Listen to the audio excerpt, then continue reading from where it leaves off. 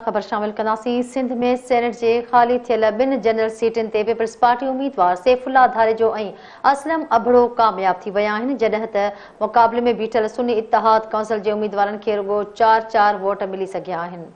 वधीक तफ़सीलनि लाइ शबीर लाशारी जी रिपोर्ट।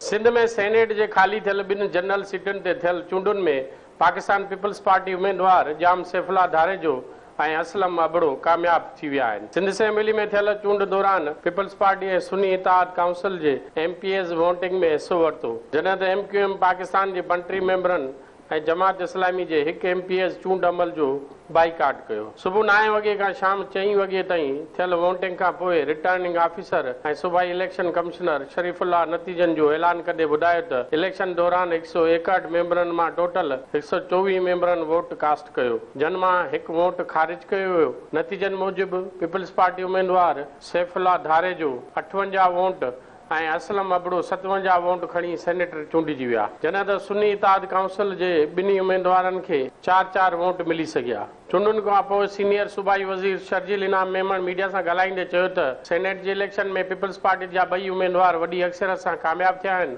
बिस्मिल्लाहिर्रहमानिर्रहीम जी, जैसे कि आपको पता है कि आज सेनेट की 2 सीटों पर इलेक्शन था सिंध में, और अल्हम्दुलिल्लाह पाकिस्तान पीपल्स पार्टी के नामजद दोनों सेनेटर्स सैफुल्ला धारेजो साहब और मोहम्मद असलम अबड़ो साहब दोनों एक भारी अक्सरियत से कामयाब हुए और दोनों ने अच्छे वोट लिए।